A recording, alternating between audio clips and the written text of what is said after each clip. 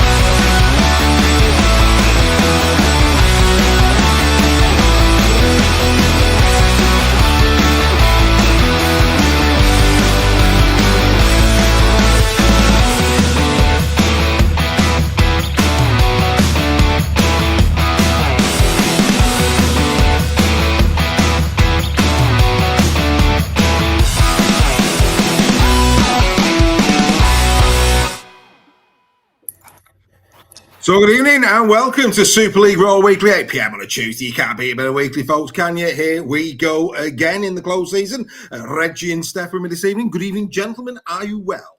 Very well, sir. Thank you very much. Marvellous. And, of course, our very best wishes to our mate Joel, who is very ill. He's been to the porcelain god all day. By all accounts, he's not a very happy man at all. He's on his knees and he's praying to the porcelain god. So we wish him all the very best and we hope that you get better very soon. Maybe hopefully weekly we'll put a smile on your face and you'll be back with us again very, very soon. Right, yeah, well, there's only really one place to start. We couldn't start anywhere else, really, could we? Because, this happened this week. Yes, Zoe Nixon is the woman of steel. That's right, Greg's little girl, under 14, Warrington, under 14s. That's across the whole of Warrington. She's the woman of steel, Greg. Yeah, the maid of steel, yeah. Absolutely delighted. She's worked hard and she deserves it. She missed out on being nominated last year and she was a bit upset at that. But, you know, the winner last year is a fantastic player too. But, yeah, it's a double for Culture. The Culture player last year, Culture player this year. Absolutely made up. And, of course, her sister won it 3 years ago. So, it clearly runs in the well, it doesn't run in the family because I never won anything like that. But yeah, absolutely made up for her. She's worked really hard and thoroughly deserves it. Absolutely.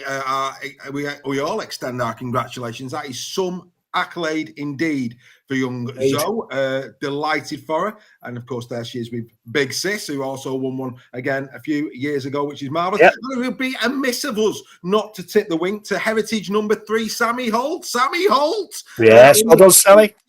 Player of the Year award. Sammy Holt. Good on you, Sammy, lad. So, Sammy Holt, a big tip of a hat to you as well, mate. Congratulations on your award. Great effort. So, great to have a heritage number in there. Yeah. It is. It is, and another Culcheth player as well. What a dynasty they're building over at Culcheth. Absolutely.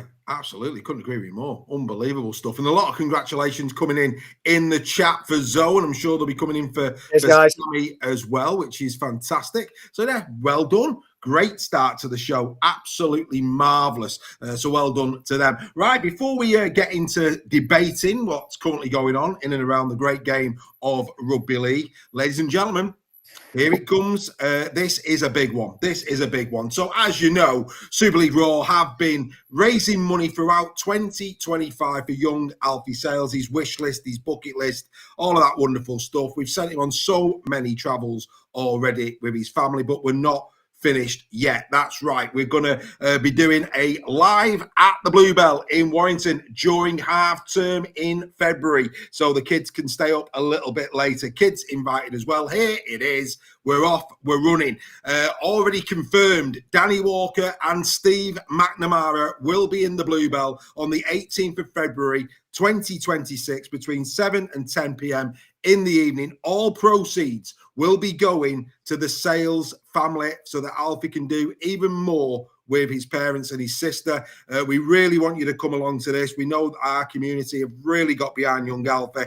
If you go to our website, www.superleagueraw.com, tickets are only £12.50. It includes your supper, folks. That's right. You're going to get a hot pot supper, may even get a crusty roll. And there's more announcements to come on that. We've got another couple of players that are coming. St. Helens fans should be very interested, and I'm going to make sure Mr. Sale comes through from a Lee Leopards perspective for young Alfie, and I'm sure we'll get a few of the Be The Roarers in the pub as well. So there you go. Set your clocks. 18th of February 2026. Super League Raw live at the Bluebell. Last year's was brilliant with Benny Westwood and Earl Crabtree. This year, for different reasons, will be equally as brilliant for young Alfie. And of course, Danny, Steve, and the other players, we will, of course, be getting them on the mic. We'll be having Q&As. We'll be having chats with them throughout the night as well. It'll be a brilliant night at the Bluebell. Come and join us. All the details you need are on our website, www.superleagueraw.com, or you can do that QR code there on the screen,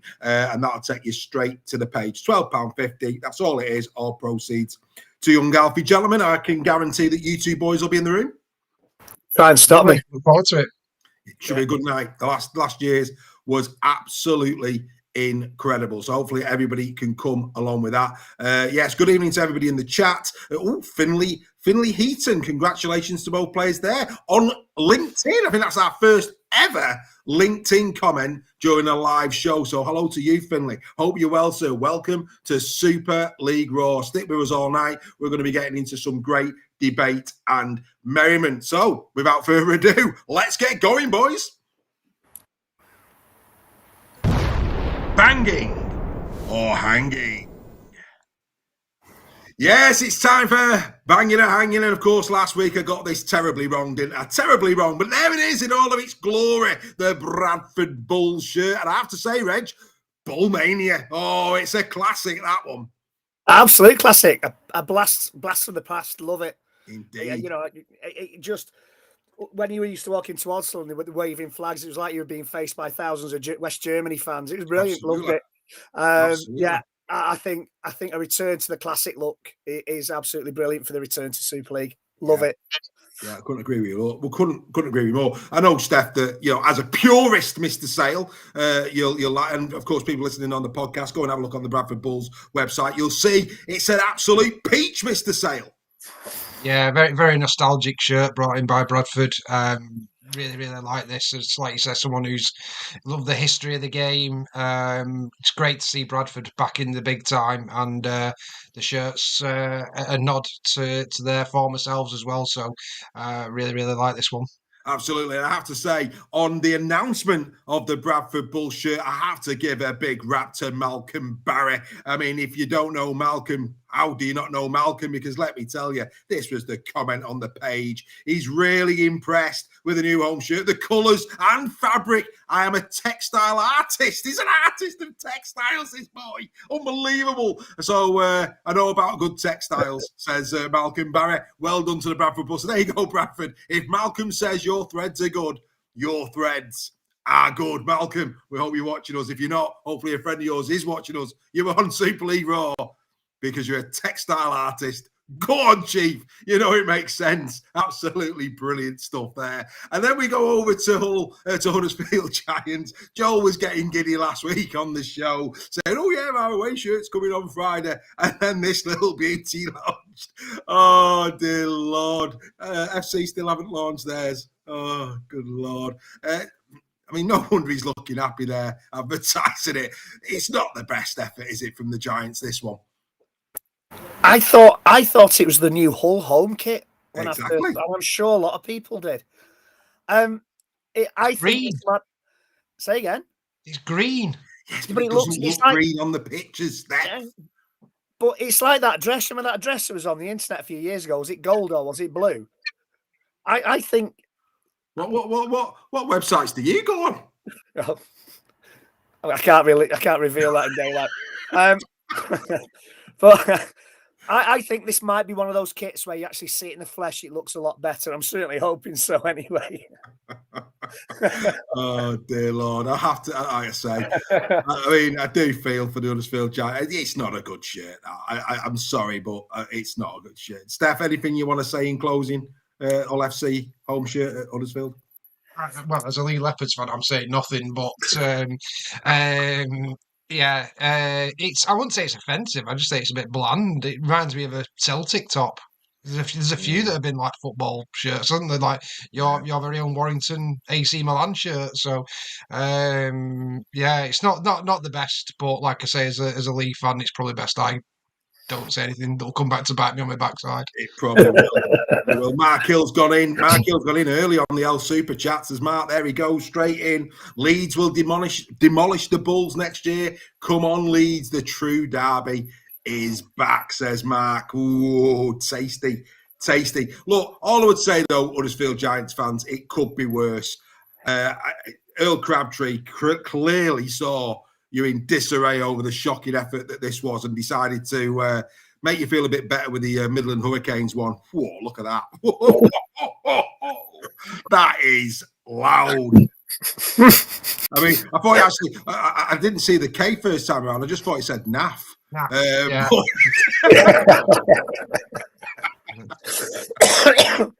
Is that Storm Earl on the front? I don't know. I have to say that is loud, isn't it? So again, for those on the podcast, go to the Midland Hurricanes site and take a look at their shirt. Wow, you'll see him coming, mate. You will see him coming. No doubt about that whatsoever. Incredible start to the show. There you go. Right, it's time to do this.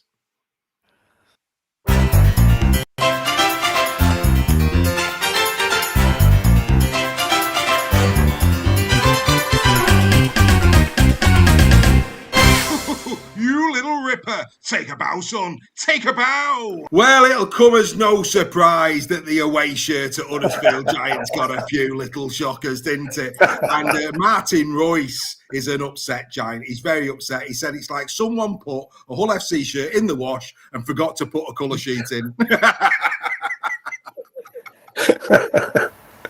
Absolutely gold. Love that. Well done. Well played. Fantastic. Right, where are we going next? We're going to go with where are we going to go next on this one? We'll go with which way did it go? Oh, went that one. Where's that? Did I not put that in? Oh, tell you, that's shocking. Tell you what, just give us 1 minute. I'll do it on the fly. Don't know what's going on here. Tell you what, guys, if you look long enough at that Midland Hurricanes top, you see a 3D image of the Statue of Liberty. You see something. So anyway, Jackson Hastings, of course, has signed for the Saints. And it's fair to say that some Saints are delighted, some Saints are sitting on the fence. But Dale Sedgwick, he went in and said, more clubs than Tiger Woods. Take a bow, son. Absolute well done. But hey, the winner this week. Ah, there he is. Lad. There's Mr. Beaumont doing his deeds, getting all the different boxes out and doing his sales pitch as only Derek can. And I'm not taking the mickey. Outstanding stuff in terms of these memberships and what you get. But that said, The best take about son that I could come across was because of this man and because of these photographs. Because Waka Walker, great name, Waka Walker said, and Steph, you're going to like this one. Does it include a Wigan away? Good lad, love that. So we know how cut up the Leigh fans were at Wigan last year. So that for me was very, very good indeed. So there you go. Back by popular demand, a little bit of take a bow, son. Always nice to do a bit of take a bow, son. Early doors to get the party started, as it were. Right, boys, let's get into it. Let's get into it. Where are we going to start? Of course, the fixtures are being released on Thursday. Mustn't forget. So, ladies and gentlemen, if you're not aware, there's that much going on socials at the moment, because, of course, it is pretty quiet out there. Thursday morning, you're going to find out your team's full fixture list. Tomorrow morning, you're going to find out your first game of the season. Keep your eyes peeled. Might be a cheeky little live on Thursday morning when those ones go live. Just pick out some key ones along the way. So we might do that. Right, where are we going to go to next? Let's go to where are we going to go? Let's go. I'll tell you what, should we do the World Cup first? Let's do the World Cup first. So we'll do the World Cup first. So the World Cup draw has been launched. Now, again, it's a year away, and some people might be thinking, who cares? It's a year away. And I'll be honest with you, you might be confused by it. So I'm going to try and make this dead easy for you. So there's Pool A. Pool A will go toe-to-toe. So they're going to play each other. So Australia and New Zealand, of course, is seeds 1 and 2. And in with them are Fiji and the Cook Islands. And they're going to play each other. And the first and second place of that group will go into the semi-finals. Dead straightforward at this point. Then we get down to the bottom. So Pool B is England, Samoa, and Lebanon. And those 3 teams will each play Pool C teams. So hence the reason why England are playing Tonga, France, and Papua New Guinea. Samoa will play the same teams, as will Lebanon. And the best 2 teams out of those contests will also go into the semi-finals. Everybody comfortable with that? I think. Yeah, it's an interesting way of doing it, but there you go. So all Pool B teams will have the same fixtures. They'll all play each other, but the Pool C teams do not play each other. So Pool B will go up against Pool C, and the top 2 will go automatically to the semi-final. So on that basis, boys, Pool A should be a cakewalk, shouldn't it, for Australia and New Zealand to get to the semi-finals, will we say?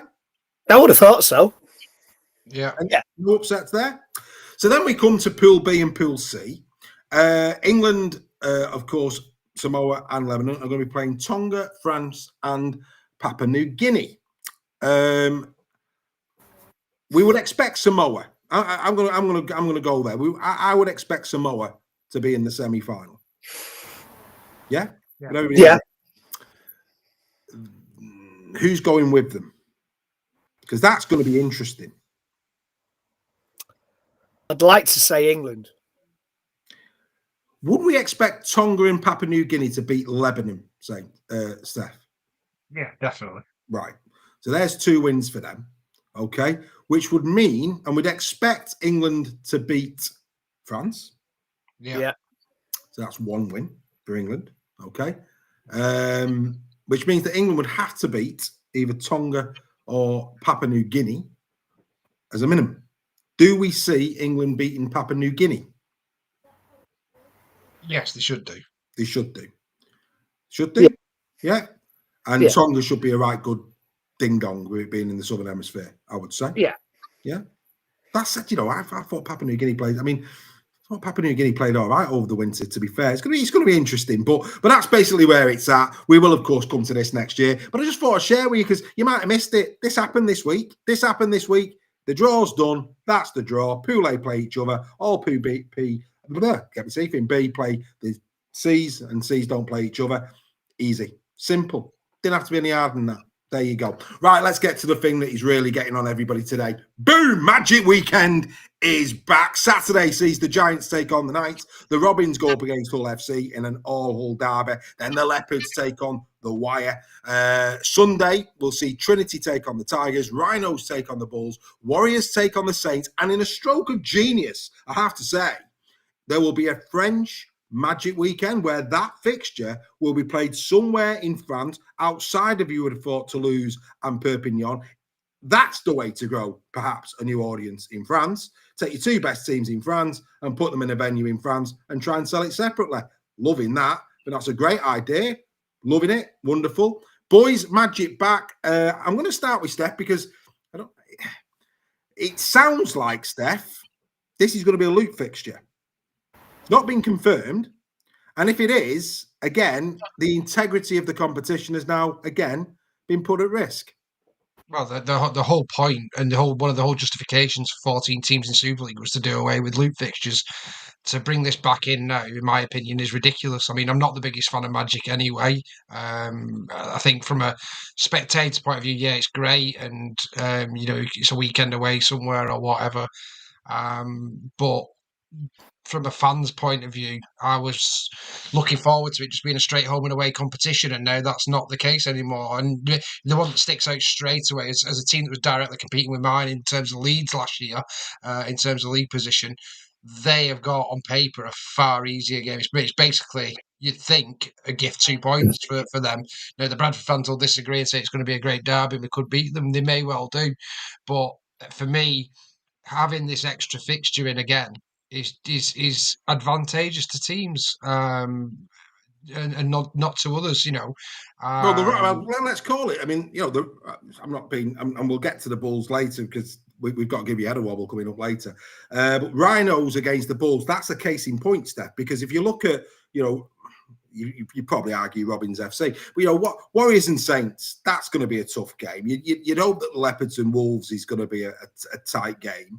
So then you look at the other teams that are going to be, I think, challenging those top 4 places, which would be the Rhinos and the Robins. And you can't see the Rhinos, well, they shouldn't lose against the Bulls. Not saying they won't. And let's be fair, Hull FC haven't laid a finger on KR for quite a while. So it's an advantage to them too, without doubt, isn't it? Yeah, absolutely. And we saw how tight it was last year.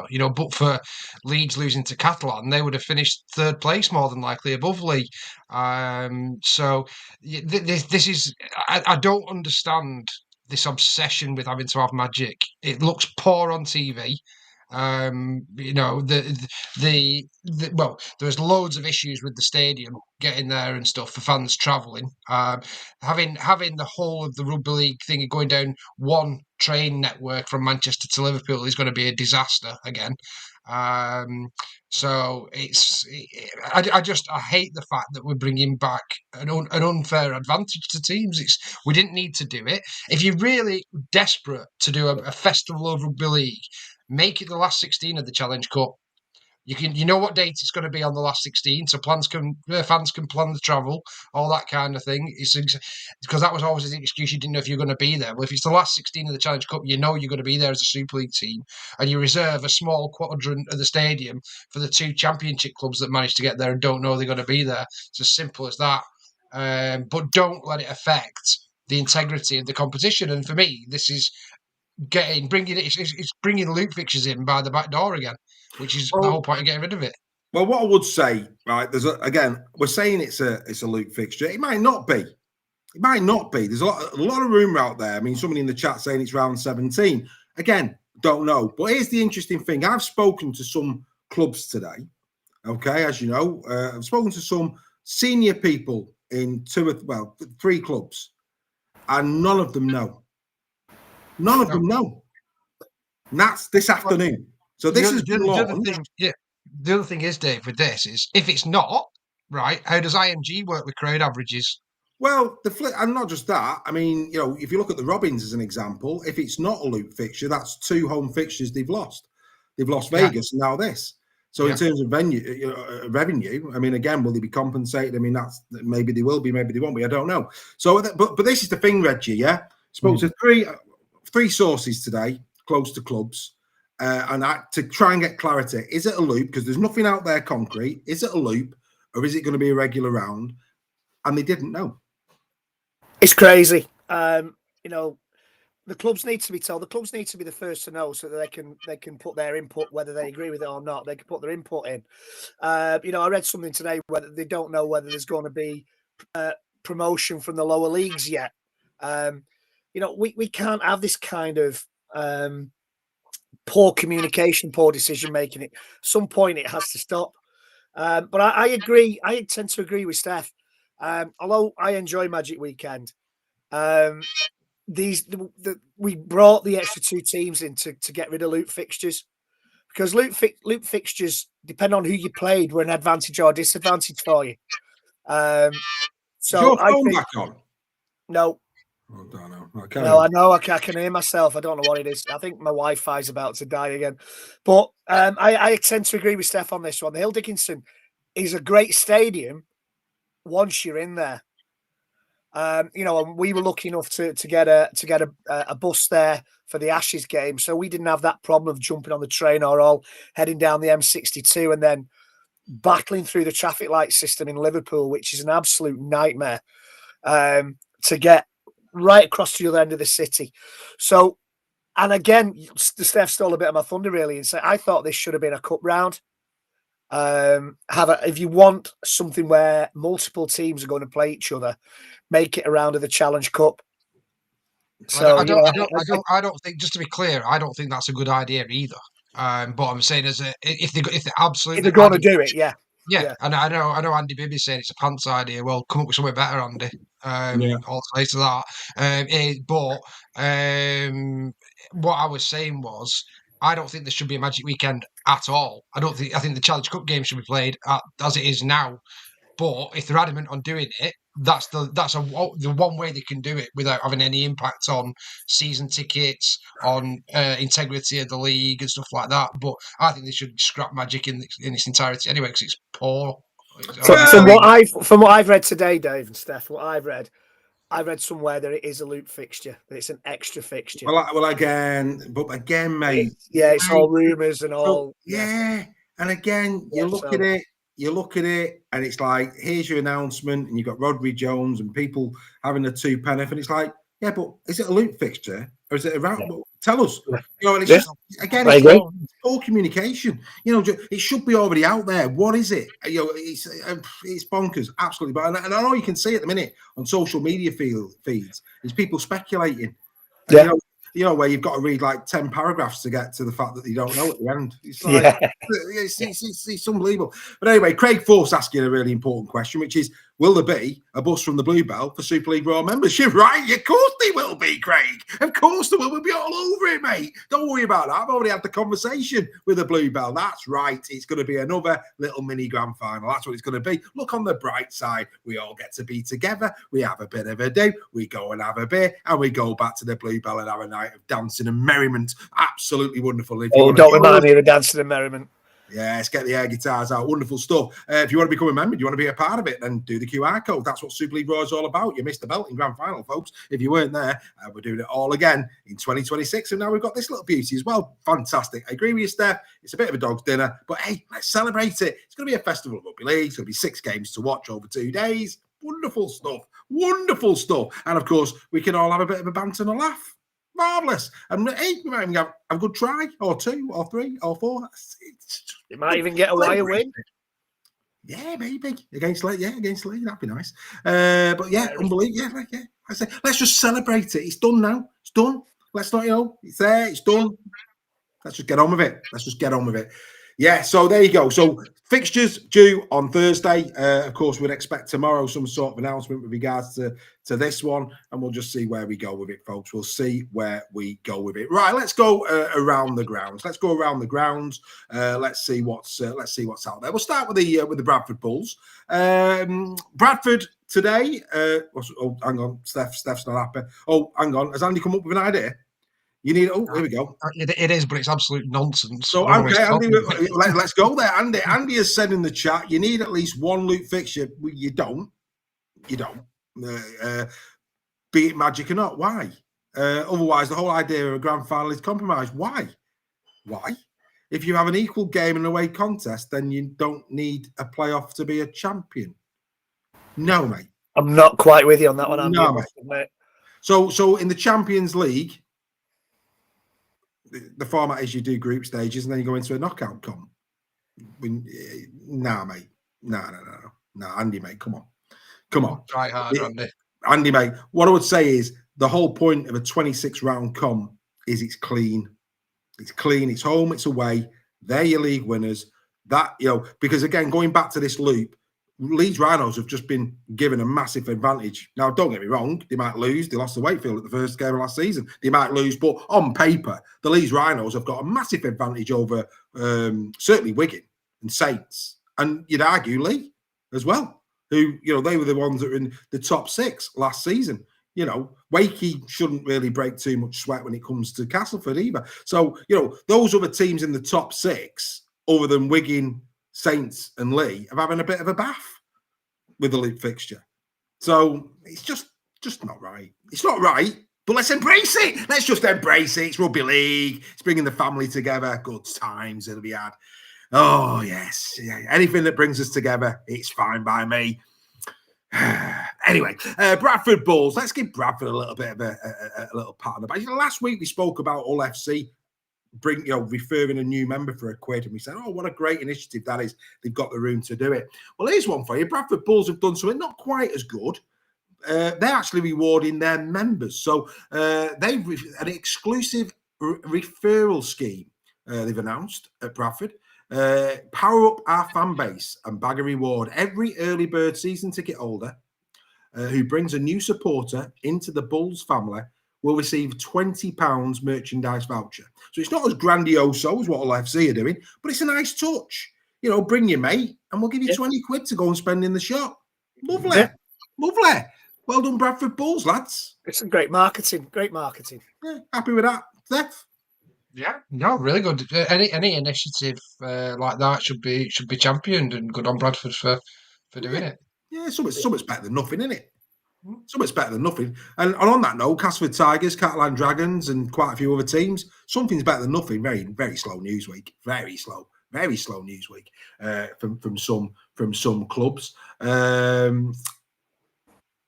Now that's actually Andy. Now that is a much improved argument. So I'm going to go back to Andy. If it's home and away equally, then we should return to the old Premiership. You're not going to get anybody arguing with that here, mate. Definitely. Nobody's arguing with that. Get rid of the grand final for me. Yeah, that's what we said. I'm more than happy with that. More than happy with that. I love the Premiership back. Yeah, absolutely. And the champions are the champions. 100%. 100%. And if you look at Super League history, if champions were the champions, we'd have a lot of names on the trophy now. Huddersfield, Castleford, Warrington have done it, as well as the ones who are already on there. So yeah. Catalan. 20 quid is there. There you go. Paul White is saying £20 is £20. Maths lesson over for tonight. Well done. Right, Huddersfield Giants. Only joking. Only kidding. Right, Huddersfield Giants. Let's go to Huddersfield. We've talked about green or purple or whatever that colour is. Black. Oh, you're going to swap in a second. Is that me that's frozen or Dave? No, there you go. You'll come back now. Come back. It happens at least once a show, doesn't it? Do apologise about that. Don't know what's going on there. Hello. But yes, Ken Davey. I don't know if you saw it. Ken Davey. Joel sent it me. It's online somewhere. But Ken Davey's been hosting some sort of pre-season launch dinner where he's very passionately talking about the Huddersfield Giants. Good on Ken. And he actually says at one point, anybody who's negative, get out of here. It's all about positivity from this point on. And then he laid down the gauntlet that the Huddersfield Giants will win a grand final. Is that when everybody got up and left? Didn't say when, but he's gone out on a limb and said that the Huddersfield Giants are going to win a grand final.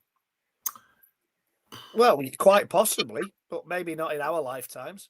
Oh, I was going to say he's putting a cheeky bet on at Betfred for the next 10 years. Anyone rushing out? Next 10 years, Huddersfield Giants grand final winners? I mean, we've seen it before. Look at where Hull KR were, and if you put Hull KR 6-7 years ago, would anybody have bet on them to win the grand final? No, you wouldn't. So it's doable.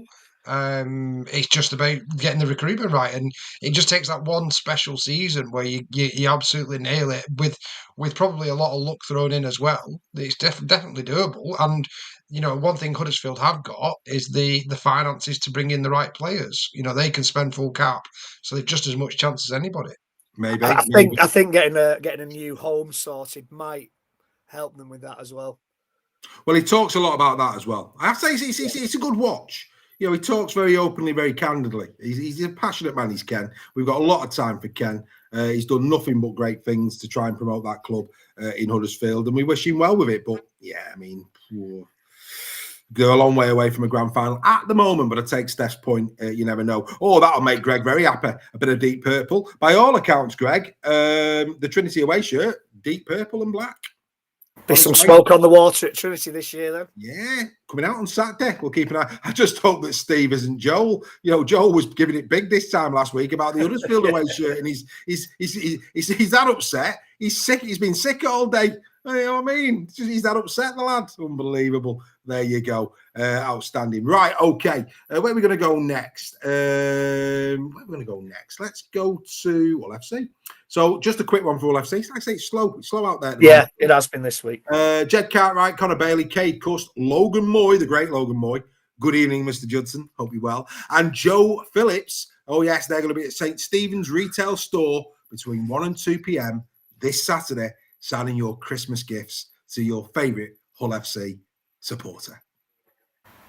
Go well, boys. Go well. Outstanding stuff. Slow news week at Hull KR. Right, let's go to a place where it's not been a slow news week. Let's go to Leeds Rhinos. Harry Newman off to the Perth Bears. Who saw this one coming, Reggie? Certainly not me. No, that's been one from left field. Yeah, I mean, good luck to him. Good luck to the lad. Wish him the best of luck. He may surprise us and do really, really well over there. Was somebody joking when they said he was their marquee signing? Well, no, they have actually. I've seen that. I've seen somebody call. I don't think it will be a marquee signing. I think that's probably taking it a bit too far.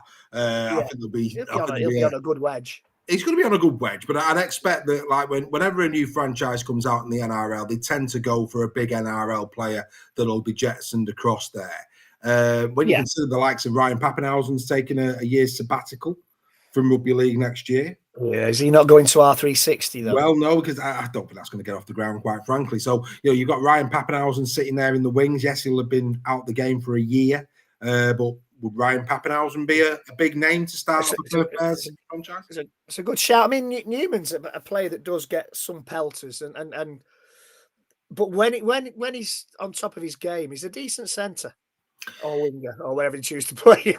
Well, it's just a bit of a surprise for me. I thought he'd have been one of those players that would see his career out at Leeds. That's the thing that surprises me. Well, the thing about this one is, for me, and Steph, Oliver Gildart. Oliver Gildart went over, from Wigan to the NRL, and we'd all say at that point, Oliver Gildart was really ripping up trees in Super League. He looked like a real, potential NRL player. He went over there. It just didn't work out for him. Simple as that. And of course, there was the odd injury problem along the way. He's too young as well. But again, there's comparisons here. Is Harry Newman, and let's be fair, the NRL is better now than it was then. Is Harry Newman and Oliver Gildart? Is he at the level that Ollie was when he went? Do you see this being a success? I think Oliver Gildart was playing better rugby when he went over. I think he was the better player. For me, it's got Lewis Dodd written all over it again. Harry Newman is a very, very good Super League player. Is he good for the NRL? I don't think so. I don't think he'll think. I hope he proves me wrong. But someone who's struggled to get into the England team, and I don't think he did much when he played against Australia either. But we all hope we're wrong with this one. But I hope I'm wrong. I hope he goes over there and sets it on fire, because that'll benefit England in the long run. I just don't think he's good enough for the NRL, and that may come back to bite me. I just think he's got Lewis Dodd written all over it again. Yeah, Lewis Dodd written all over it again, potentially. It's going to be. I think Lewis Dodd was a bigger shock than even this one. Lewis Dodd, mate. Lewis Dodd was never going to be a success in the month of Sundays. Never. That was bonkers. And it played out. And again, boys, we said it. We said it last season when that got announced, and it played out exactly as we said it would play out. There was never in the history of man was Lewis Dodd starting 7 for the South Sydney Rabbitohs. Never in the history of man.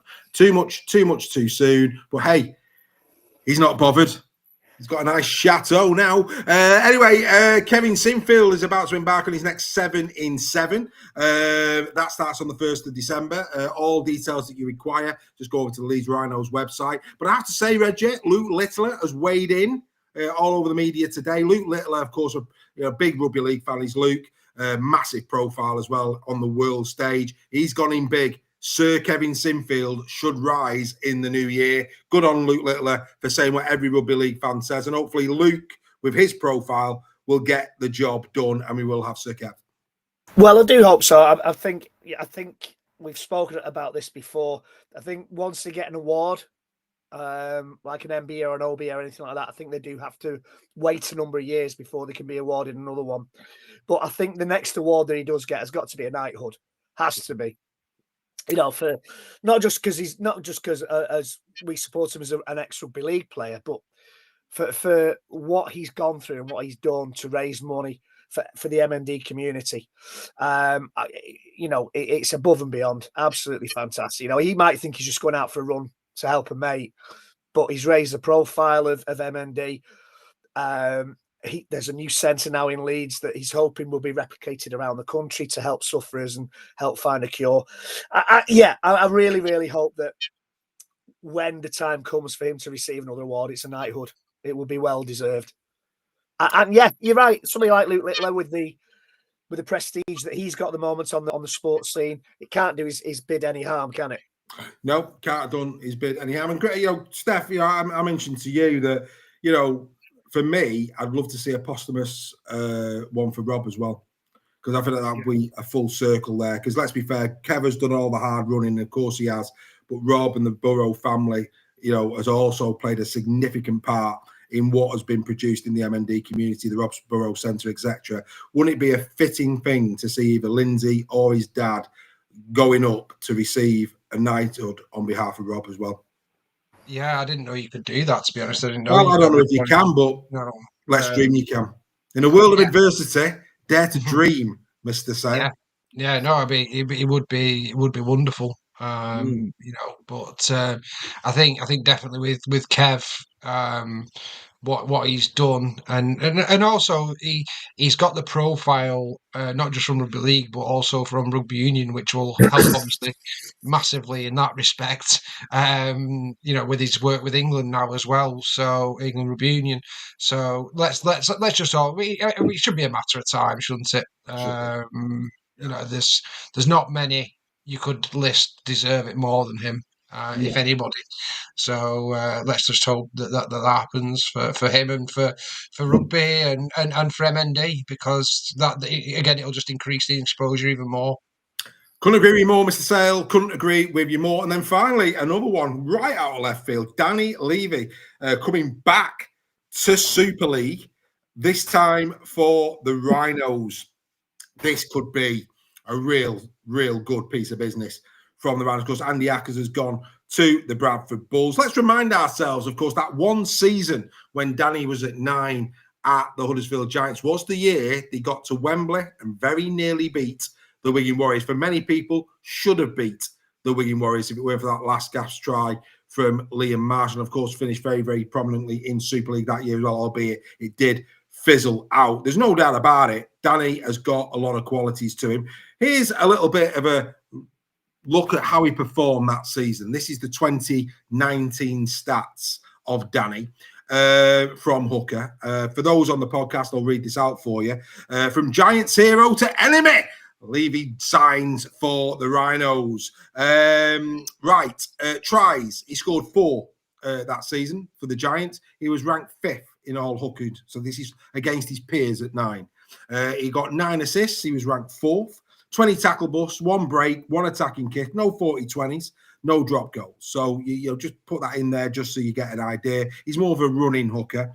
He's not got the kicking game as perhaps other hookers have got, the likes of Jez Litton and maybe Danny Walker being good examples of that. Offloads, 19, ranked 3rd that season. Tackles, 790. He's ranked 5th.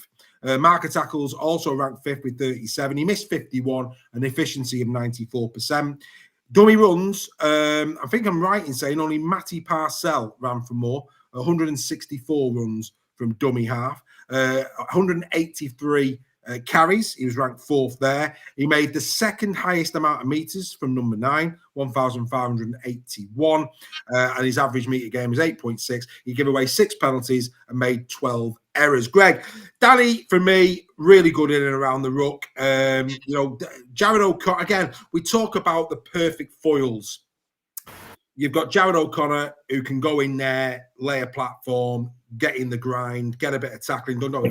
Danny's got that in his game as well.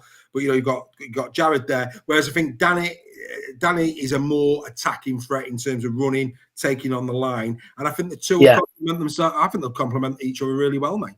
I think it's a very shrewd move. I think he's a very underrated player, Danny Levi. I think we did sing his praises. And when you think, who would he been up against? Who would have been his peers? Would it have been Daz Clark in his pomp? Absolutely. James Rowe. I mean, James Rowe beat him to the dream team that year. So he's the, yeah. Paul McShane probably as well. Mickey McAlorum. Mickey McAlorum. So, he's in good company there. And I agree 100%. If you see a team if you want your team to at least have a chance at the grand final, you have to have a controlling hooker and a dynamic hooker, I think. One to lay a platform and one to cause problems around the ruck. And I think it's a very, very shrewd move by the Rhinos. Yeah, Steph, I mean, at the time, 2022, I know that Joel, if he was here tonight, he'd be waxing Liverpool over Daniel. Like I say, he'll be devastated about this because he really liked him, albeit, of course, they've got Zach Wolford, who's had a really good 2025. But he's got quality as Danny. He's again, as often is the case, some of these players that sparkle in Super League go back to the NRL and they fade, they fizzle out a little bit. And now the question is, well, can Danny come back with that same fire in the belly that he had in 2022 and do a job for the Rhinos? Yeah. He's still only, I think, 29, 30. Yeah, that's right, so he's got age is not beyond him by any means. He should be right in the pomp of his thing. He could be a bigger signing from us, Danny Medeiros. That's kind of the category I'd put him in as terms of potential to come and do a job for Leeds. He was exceptional for Huddersfield. He's been decent for Canberra. It's a very, very good signing. I think he will complement O'Connor very well. 2 different types of hooking style. He should bring the X factor a little bit from that ruck, whereas O'Connor was more the workhorse. So I think it's a really good signing by Leeds, this, and I think he's going to go really well. Well, we've got a few new names in the chat tonight. Hello to Paul White, Matt Hicks in there as well. Good to have your company. Hoping you're enjoying your night with us. This is what it's all about. In the season, it's a completely different show. But hey, we're still going live. We're bringing you some Rugby League chat on a Tuesday night. That's just what we do here at Super League Raw. PDF Joinery. There you go. They're in the chat as well. Good to see you guys. But Matt Hick, he says, who starts 9? Again, I go back to what I said. I think it depends on who your opponents are. I think Jared for me. I mean, both have got good tackling games, but like for me, you probably start Jared, and then you bring Danny on. That would be my preferred if it was a Leeds Rhinos fan at this moment in time. Greg, would you agree? Yeah, I agree. Jared O'Connor to control, and then when the opposition defence is tiring, bring Danny on to kind of run for the dummy half, be a bit more dynamic, get Rhinos more on the front foot when defences are tiring through the first half. Yeah. Steph, your thoughts, mate? In terms of who I'd play? Start. Just start. Yeah. Again, I think it's depends on who your opposition is, but against the top teams, I'd probably say O'Connor, just from a defensive perspective, set the platform, tire out their forwards, and then let Levi loose. And again, it's a bit like the Danny Walker, isn't it? At Warrington, where do you start him? Do you bring him on as an impact? So with Powell. There's no right or wrong answer with that, and Brad will work that out as the season goes on. I'm sure what's the most effective. But one thing we can say is they've got two very good hookers now at Leeds. Absolutely.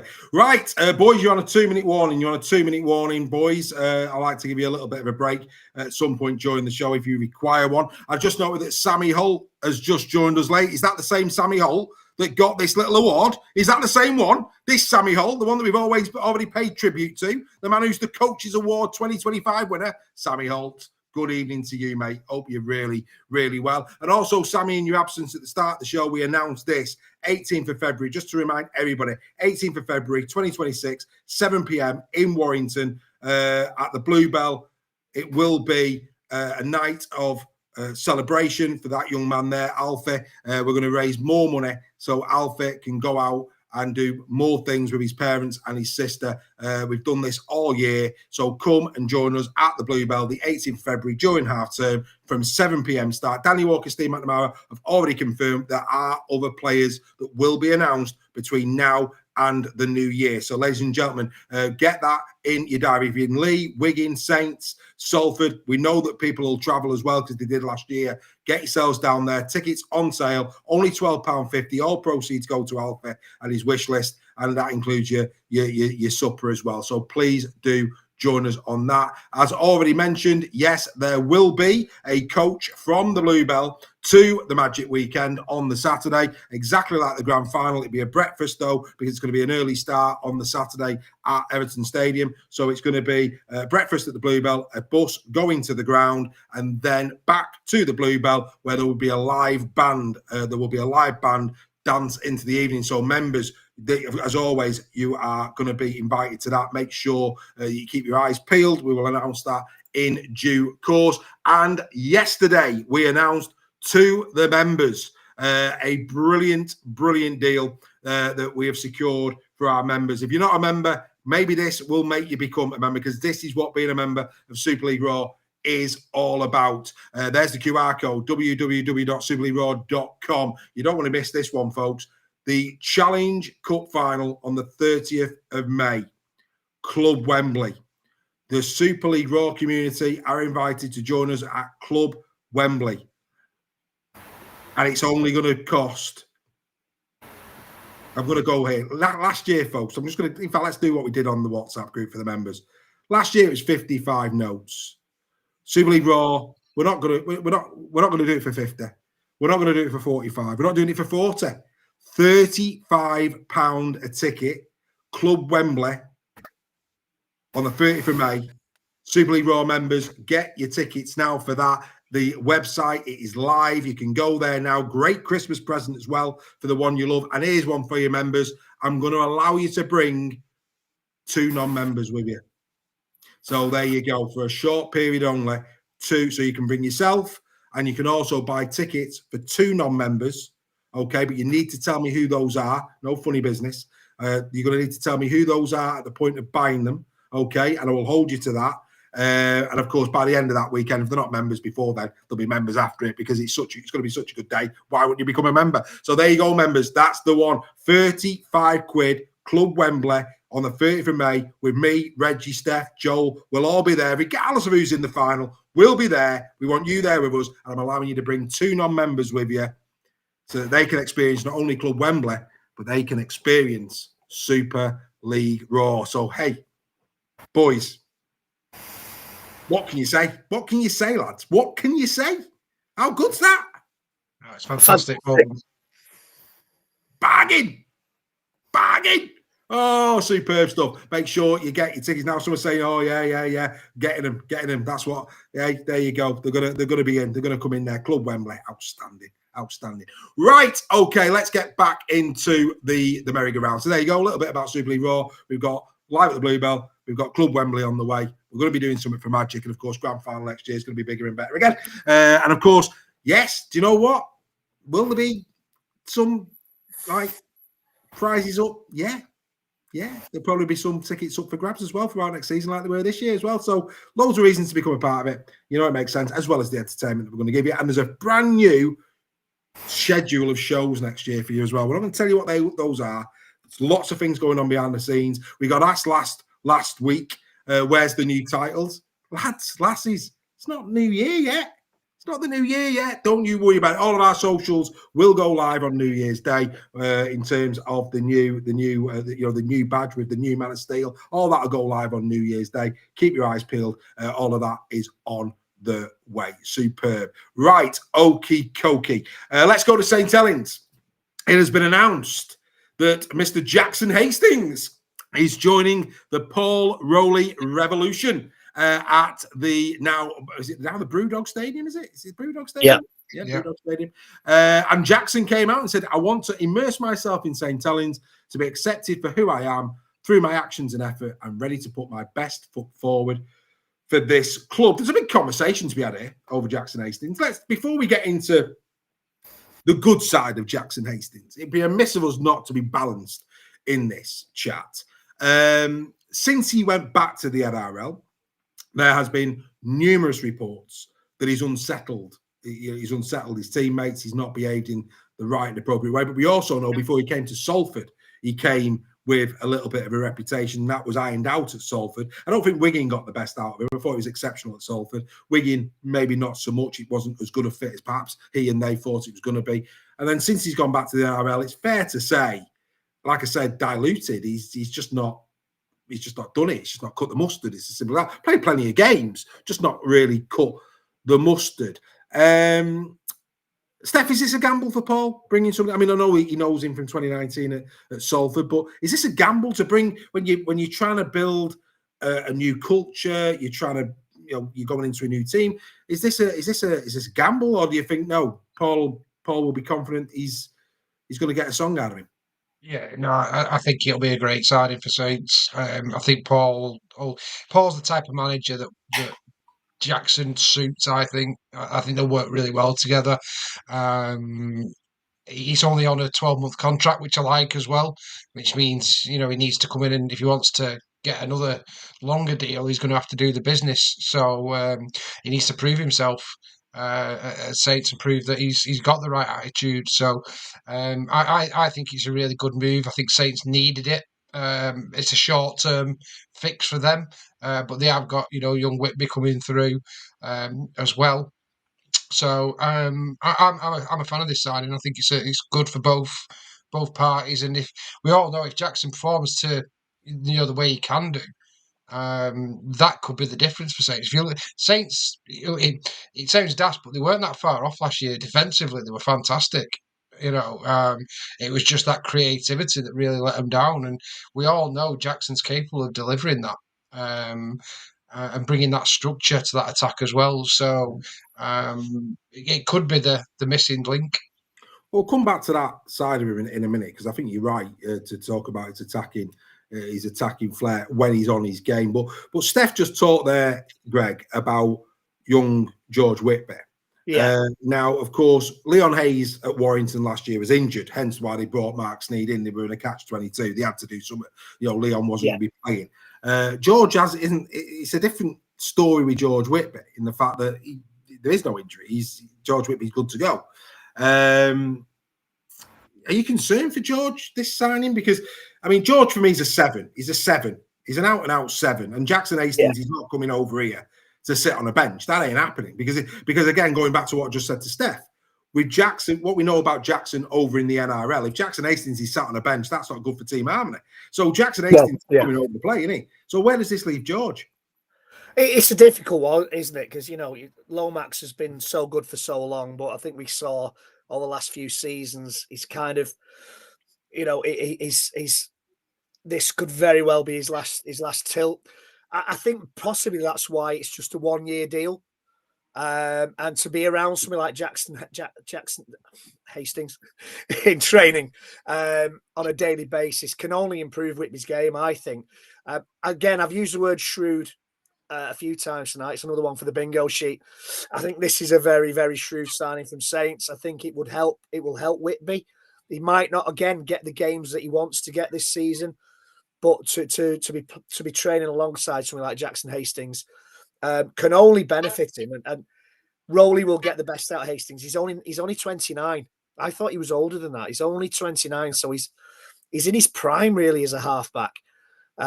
He's got a lot of guile. We saw what he did at Salford. He was a big fish in a small pond at Salford, and you know, I think they pampered to that a little bit, but he was. I know somebody who was really good friends with Jackson Hastings, and he was really upset that Wigan announced his signing the way they did, because he kind of said to them he didn't want to leave Salford on a sour note, because he'd loved his time there. They'd given him this huge opportunity. He'd loved it, but he wanted to try, you know, chance his arm at a club like Wigan. And he'd asked them not to announce it until the end of the season. And that might have had a little bit of a bearing on what went on at Wigan. I don't know. But again, I think, and with Steph, I think this is a great signing for Saints. I mean, for me, Jackson, for me, he's a Super League player. I mean, if you're going to work at the NRL, it's worked. And I think that to your point's a good one, Steph, and the fact that, you know, it's a year's contract. I mean, if he was to get extended at Saints, that is an absolute blocker. 100%, that's a blocker for George. It really is, and we don't want to see that. But what it will do is, we know that there'll be opportunities elsewhere in Super League for a 7. And again, that could be good for Jackson. So, yeah, if it's a year, and yeah, in the same way that Mark Sneed could bring on the likes of a Leon Hayes, a Ewan Irwin at Warrington, Jackson Hastings can bring on a player like George Whitby as well. But I think there'll be a lot of Saints fans that are looking at it and going, where does it leave George? And I have to say, on the Saints socials, I would say 80 to 85% of people pretty happy with Jackson Hastings coming in. There's the odd person that's a little bit discouraged by it. But look, let's remind ourselves, this is the 2019 Steve Prescott Man of Steel. Yeah. Let's not forget that. And this was his statistics that season. Okay, ladies and gentlemen, this was his statistics that season. I'm just going to get rid of the graphic over that. That's marvellous. Right. So, tries, 8.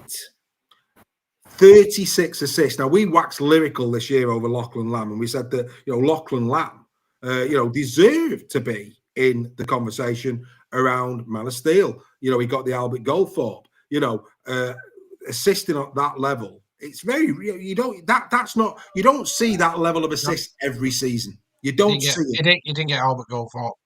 I thought Lachlan Lamb did. No, he got Rugby League Writers. Rugby League Writers, my apologies. I thought he got the Goldthorpe. No, I thought he got the Goldthorpe. I don't think so. I think he did. Did he? I think he did. I might be wrong. Yeah, I think he did. Oh, you're making me wonder now. I thought he did. I really think he did. The more I think about it, I think he did. Somebody tell me, did he? Come on. No, he did. You're right. Thank you very much. I'm here all week, folks. That was Steph's 25 years of age Ryan Sutton moment this week. Of course, let's not forget that from last week. That bruised him. But anyway, yeah, your player, Lockie Lamb, won the Albert Goldthorpe. Your player, Steph. Just saying that. You'll be the roarer that's Lachlan. Anyway, we move on. I don't want to get him filthy this week either. But yeah, 36. And what you will agree with me, Steph, is 36 assists in any season is mind-blowingly good. 4 goals that year. He got 117 tackle busts. He was ranked 10th overall that season in Super League. 21 breaks, which was ranked 20th. 143 attacking kicks, ranked 4th. So again, kicking game, he brings that in abundance. Surprisingly, no 40-20s, 23 offloads that season. Not bad in defence either. 418 tackles, 67 from marker, 56 missed, 86% efficiency, which is not bad for a halfback. That's decent. That is decent. 37 runs from dummy half as well. So what that tells you about Jackson Hastings is when it's a good fit, Salford was a good fit, he's busy. He's busy. He'll go in at dummy half as well. He wants to be on the ball. If that means I've got to go in and deputise at dummy half or to get a quick run, he'll do it. He's constantly looking to have his hands on the ball, which is a real positive thing if you're a St. Helens fan. Because let's be fair, as Steph has already said, they were a bit poor in attack last year. Defensively, brilliant. Attackingly, very poor. Carries first, 563. He was second for metres. Averaged 6.7 metres a carry, 22 penalties conceded, 19 errors. By any stretch, Reggie, those are impressive stats.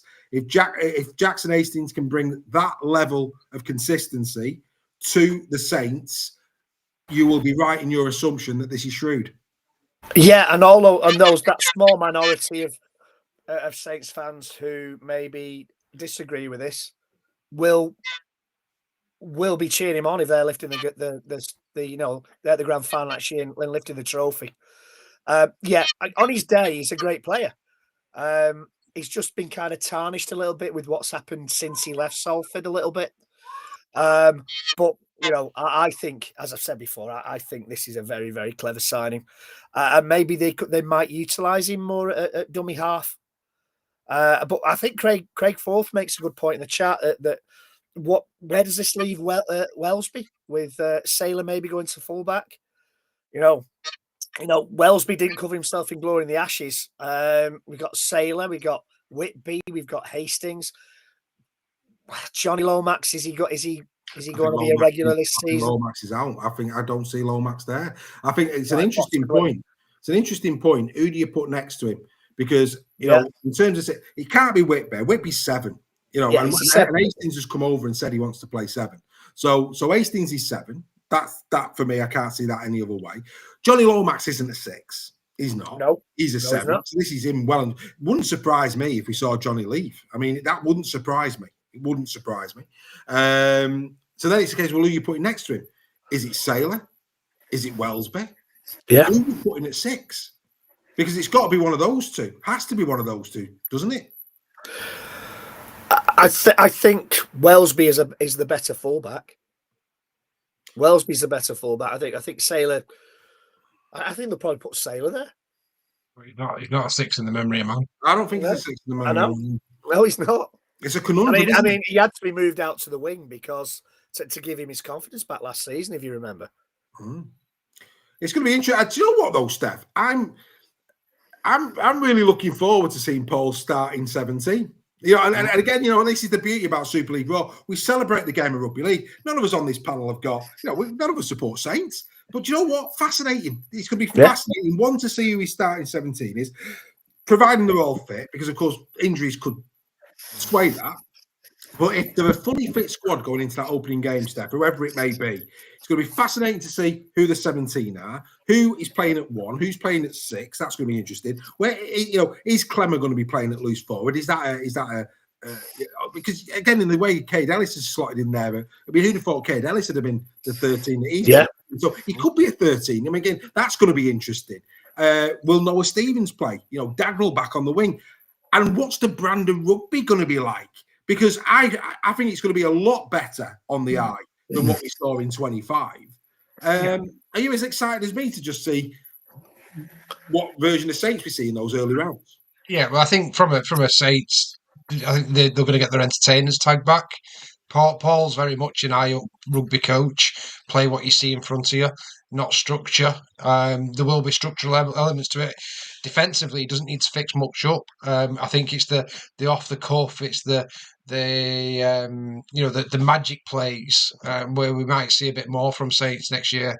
And I can't think of a better coach to instill that freedom and confidence into a team than Paul Rowley. So, as a Saints fan, I'd be quite excited. I think we're going to see a team that probably looked way off the mark last year, but actually in reality weren't. It was just key decision making from key playmakers that didn't go well, and also players that should never have been playing in certain positions.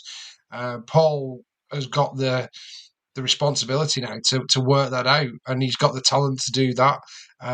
He'll instill passion in them, I think, as well, playing for the badge. And I'm sure Paul Wellens was doing that to a point, but the difference being Paul's not got he's not got the club on his shoulders like Paul Wellens had. Yeah, if that makes sense. He can make some hard decisions without the burdens of past friendships and stuff like that as well. And I think he's got the respect. I think he's earned that respect from what he's done at Salford, specifically last year, from the whole of the rugby league community, especially the players. So all those things are all pointing to good things for St Helens for me. And I would be surprised to see Saints go to the grand final next year. And some people might laugh at me now for saying that. But if you can do it, look, if Paul can work the wonders that he did at Salford, he can work wonders anywhere. So, like I say, it's going to be a fascinating journey. A couple of people in the chat putting out there who Warrington and Saints have got in the first round. Of course, as you know, we allow clubs to announce who people are playing. That's what we do. Whether we know or whether we don't on certain things of what's going on behind the scenes. Cass have already put out on their thing, you're selling tickets for Wigan round one, That's what I'm saying. So, but again, like I say, that's just rugby league for you. But let's just keep that, let's just keep it tomorrow morning. A bit of excitement. On the lockdown. Yeah, a bit of excitement in the morning. Let's not spoil it for people. Let's try and create a little bit of flavour in the morning. That'd be nice, wouldn't it? Whilst people are listening to this, if you're on the podcast, don't turn off. Do it simultaneously. We'll see who your team's got. Nige Bennett, this one's for you, Nige Bennett. Getting us a big good evening, Nige. Hope you're well. Look after yourself, Chief. Thank you, sir. Good to see you. Hope you're very, very well. Sailor got the number 6 shirt. I mean, that's the interesting thing because, of course, the Huddersfield Giants launched their shirt numbers this week, and Flanagan's not got one. Our levels had, and people are like kicking off. And shirt numbers don't really mean that an awful lot, really. Don't get me wrong. They're clearly. They matter to the point where at this moment in time, but form, unlike other people, you know that players are picked on form. So, not necessarily the shirt numbers. So let's just see what happens. Let's just see what happens. But it's going to be very, very interesting indeed. Craig Forth saying he still fancies Lee for the grand final this year, which is going to be interesting. So there you go. But Ben Macklin, come on, Ben. Great stats back then, but can he do it in a Saints team who haven't got a settled squad? Well, the whole point is it's going to become settled. The whole point. But let's wait and see. Let's wait and see. Right. I keep seeing people talking to Ever Bailey, and then I can't see Ever Bailey in the chat. Where are they talking to? It's a WhatsApp group going or something. I think something's going on. Anyway, last one on our Whistle Stop tour is York Knights. They've wrapped up. They've announced Paul McShane, of course, Championship Player of the Year last year. Ben Jones-Bishop, 29 tries last year in the Championship. And Jordan Thompson, well done to Jordan, his 5th season with the Knights. He was their Player of the Year last season. So they've continued to retain and sign. A lot of excitement over York. Again, another team I'm looking forward to. York Knights, we're a long way off. We're a long way off the season, but, York Knights could be a story. That could be a story. We'll wait and see. Right, let's get into this.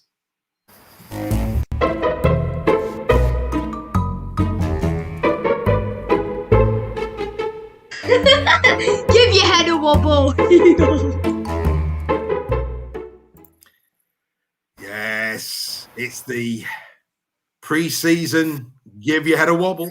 Right, where are we going to start? Let's start with the Rhinos. Ian Sharp. Good evening to Ian. If you're watching, if you're a friend of Ian's, let him know he's been on Super League Raw Weekly. Because on the signing of Danny Levi, he said, surely we're your squad number 501.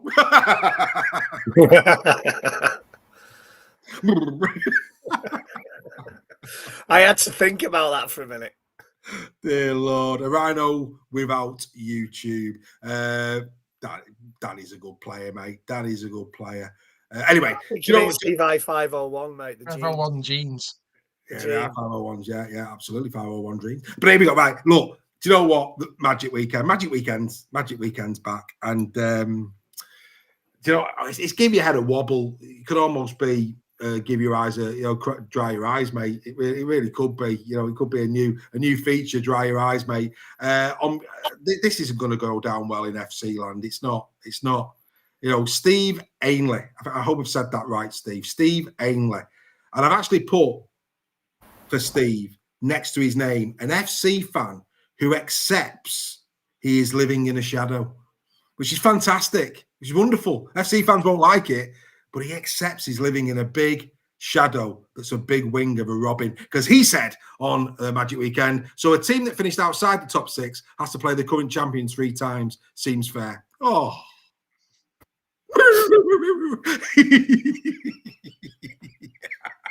Oh, the Robins fans now, they're proper belly laughing, aren't they? And as much as we agree with you, it is unfair. Oh, how far you have fallen. Oh, legendary stuff. Outstanding. But it doesn't stop there where you're at the top of the table and where you're at the bottom, because I've got to say this right. Richard Falkingham. Excuse you. Excuse me. Richard Falkingham, a Bradford Bulls fan, running scared of the Rhinos. He said, doesn't seem fair in a wooden spoon battle. We get top 4 side from last year, and you'll get Huddersfield. Again, I agree with you, especially if relegation and promotion back. I agree with you, and I do. However, what I would say is this: Wakefield Trinity, round 1, Leeds Rhinos at Headingley last season. Back your team, mate. Back your team. Who's to say the Bradford Bulls can't beat the Leeds Rhinos at Magic? Never give up before the game is played. Deary, mate, you don't do that. You don't do that at all. Anyway, let's get to the people that show up quite a lot. It has to be said on Give Your Head a Wobble. Our wonderful friends from St. Helens Shire, and again, just sticking on Magic for a moment. Simon James. Simon, good evening to you if you're watching us. If you're a friend of Simon's, let him know he's been on Super League Raw. Because on the announcement of the Magic fixtures, and let's not forget, the final game of Magic will be Wigan against Saints on the Sunday, but Simon's not happy because he says last game on Sunday seems a bit stupid when we all know Saints usually play on a Saturday. The trains are going to be a nightmare. You're the closest 2 clubs to it, Liverpool, man. Yes. What were you on about? What, you want to expect Hull KR and Hull FC fans to play the last game on it? How can you argue as a Saints fan that Saints could walk? They could walk it. They could walk it to the other. Simon, mate, that's a shocker. It's an absolute shocker. It's almost as bad as Lee Graham. Lee Graham on the signing of Jackson Hastings. Now, you wouldn't Adam and Eve it. His name is Graham. Lee Graham. And he said on the signing of Jackson Hastings, this is the best he could do. Not keen on gingers.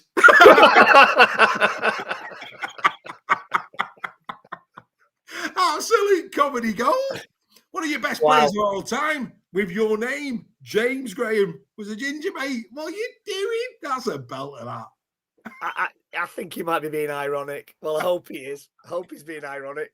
That proper made me chuckle. That did. It really, really did. But anyway, and then last but not least, sticking on the ginger theme, Dale Sedgwick, a Wigan Warriors fan.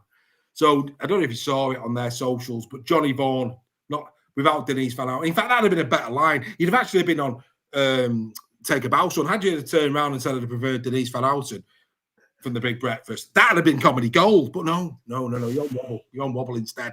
Because here's a young lad who you prized from St. Helens. Okay, so you must think, there's a player there.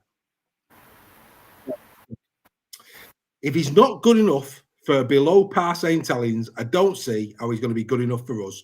I would have preferred to have kept Jacob Douglas. All I would say is welcome to Wigan, Johnny. You've not even played yet, Chief. And this wonderful man, Dale, is saying he'd have rather have kept Jacob, who, of course, has signed for Saints. So basically what he's saying is Matty Pete hasn't got a clue what he's doing. Perhaps. Yeah. Maybe. Anyway, there you go. Before we bring it back, solely for the pure reason there was plenty to go at. And do you know what? We could have probably done even more. But yeah, there was some absolute belters in there. And of course, the people in the chat are having a right good giggle because they think it's as funny as me. I've got the Levi's one. Fair enough. Yeah, fair enough. I've got that one. But hey, at the time, but do you know what I mean? Yeah.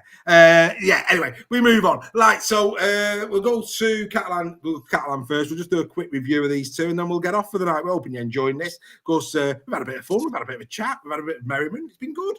We've launched Bluebell Live. We've told everybody what being a member of Super League Raw is all about, which is Club Wembley at 35 quid for the Challenge Cup. Badoom. We're going to go Magic Weekend together. It's all good fun. It's been a great night. Sammy Holt, Coaches Player of the Year. Zoe Nixon. Steph's going to the loo now. Bye, Steph. Enjoy yourself. Nice for you to let us know. He said it's 2 minutes, so we know. We'll time him. Yeah, we know which way it's going to be. Okay, so let's go to Catalan Dragons. We'll start with yourself, Greg.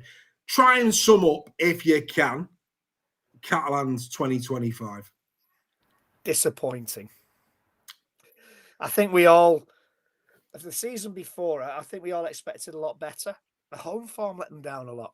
Yeah. He saw the end of Steve McNamara. Shocking. Who'd done a really, really good job, but there is a time when a coach might come to the end of their natural shelf life at a club. It happened with Tony Smith at Warrington. It's happened with a few other managers, coaches at clubs. I just think they'll be really, really disappointed with how they performed last season in Super League. What didn't help them was they had a huge turnover of players, I think, in the pre-season. That happened the season before, but it kind of freshened them up. And they had a decent season the season before. But yeah, I don't think that the huge turnover of players. I think they had a fair few injuries as well that didn't help them last season. And as Craig has said in the chat, started bad and kind of got worse. We all thought Luke Keary was going to be a superstar, was going to set Super League on fire, and he didn't really fire on all cylinders for a lot of that season. So yeah, disappointed, I think is the phrase, the word I'd use for their season last year. Yeah, very much so. Couldn't agree with you more on that. While we're waiting for Steph, Greg, I'm really sorry to do this to you. Go on. So the Brisbane Broncos have just launched their new logo.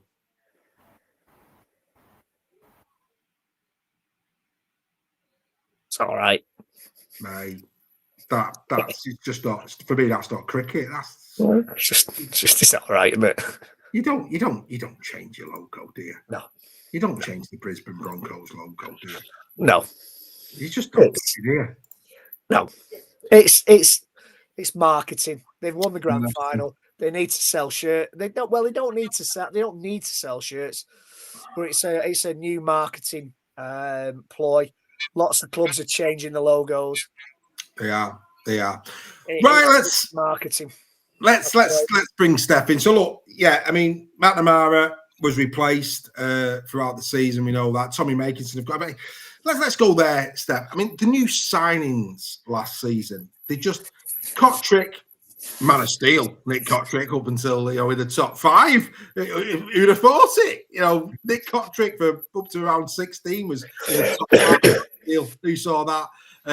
Nick Kotrick, Tavita Pangai Jr., obviously Keary. We had Tommy Makinson, only 9 tries.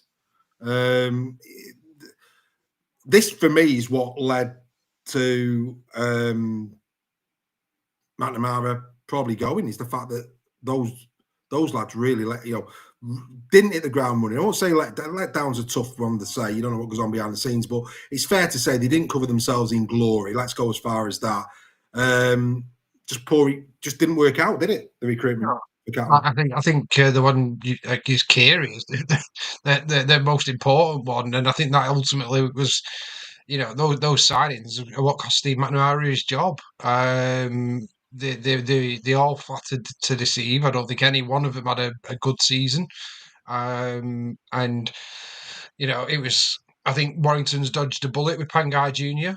In that respect as well. It was bizarre when Warrington announced that. I just didn't see why Warrington would.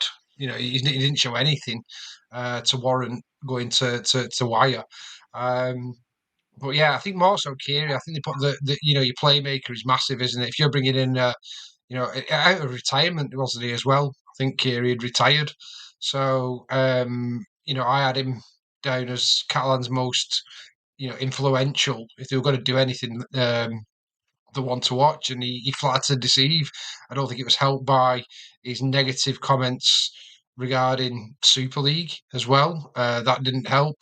And yeah, I think losing Morg was massive for them. Keeping Tompkins on for another, it was just a mistake. And it's very easy for us to sit here with the benefit of hindsight in these signings. We were all excited about Kotrick, Pangai Jr., Keary, Makinson. but it just didn't work out for them, and that happens sometimes. You can't get your signings bang on every time, and it was a big reason why Catalan finished outside the playoffs last year, because those players didn't step up to the mark for them.